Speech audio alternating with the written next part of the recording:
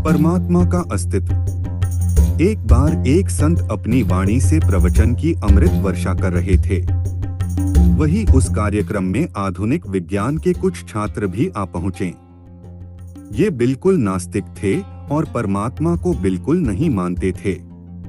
प्रवचन समाप्त होने के बाद ये सब संत से चर्चा करने के लिए उनके पास पहुंचे।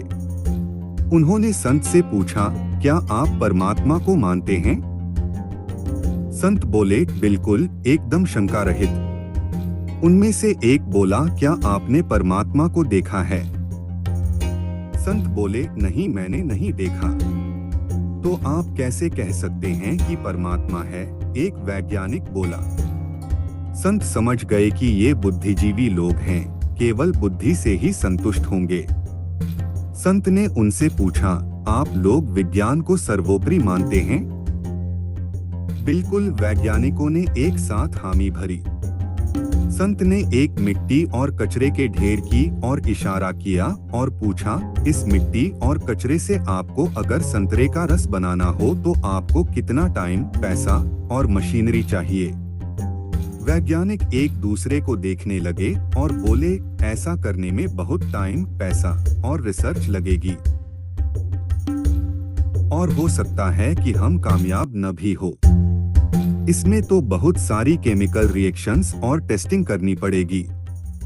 संत मुस्कुराते हुए बोले, अगर आप इसमें एक संतरे का बीज डाल दें और पानी देते रहें तो कुछ वर्षों में आप इसमें से संतरे उगाकर रस निकाल सकते हो।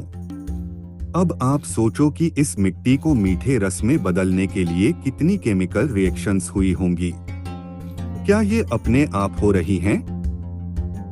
ये तो एक तरह के रस की बात है। इसी प्रकार से आप विभिन्न प्रकार के रस, फल, फूल, जड़ी बूटियां, अनाज, दालें इत्यादि इसी मिट्टी से कन्वर्ट कर सकते हैं। ये सब किसी न किसी केमिकल रिएक्शन से बनती होंगी। ये सब किसने बनाए? परमात्मा के वजूद को माने बिना आप इस सृष्टि के बनने और चलने की व्याख्या कैसे कर पाएंगे? वैज्ञानिकों का दिमाग पूर्णतया खुल गया था। उन्होंने संत से क्षमा मांगते हुए परमात्मा के वजूद को मंजूर कर लिया, पर अभी भी उनके कुछ प्रश्न थे।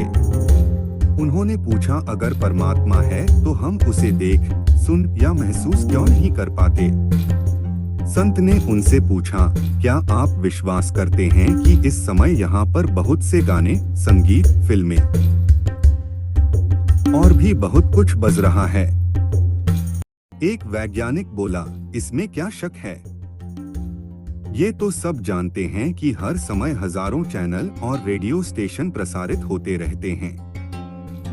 संत बोले, बिल्कुल सही। पर क्या आप बताएंगे कि हमें ये सब सुनाई या दिखाई क्यों नहीं दे रहे? वैज्ञानिक बोला, उसके लिए उपयुक्त यंत्र की आवश्यकता होगी। बिना उपयुक्त यंत्र के आप ये सब नहीं देख सकते।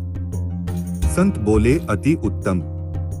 संत ने अपने एक शिष्य से एक स्मार्टफोन लाने को बोला। वह शिष्य स्मार्टफोन लेकर आया। संत ने वह फोन उन वैज्ञानिकों के सामने रखते हुए बोला, क्या यह उपयुक्त यंत्र है ये सब देखने के लिए?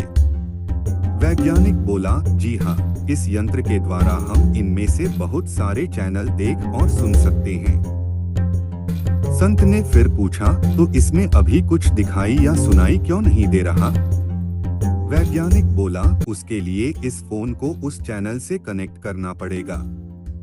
बिना कनेक्शन किए आप कुछ नहीं देख या सुन सकते। संत बोले, एकदम सही। यही बात परमात्मा के बारे में सत्य है।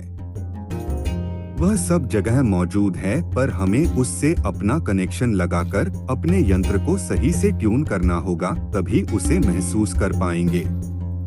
जहाँ तक दिखाई देने या सुनाई देने की बात है, इस शरीर में वो यंत्र नहीं है कि उनको देख सकें, पर उन्हें महसूस करने के लिए यह शरीर पूर्णतया तैयार है। उसको महसूस करने के लिए आपके अंदर शक्ति पहले से मौजूद है, सिर्फ उस शक्ति को जगाकर आपको कनेक्शन करना है।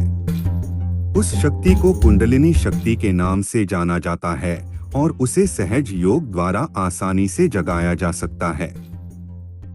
इस शक्ति के जागने के बाद आप परमात्मा की शक्ति से जुड़कर उसको महसूस भी कर सकते हैं और उससे अपनी समस्याओं को भी ठीक कर सकते हैं। वैज्ञानिकों को उनके उत्तर मिल चुके थे। उन्होंने संत को धन्यवाद किया और सहज योग के बारे में जानने के लिए चल पड़े। परमात्मा आपको धन्य करें। आपका दिन शुभ हो।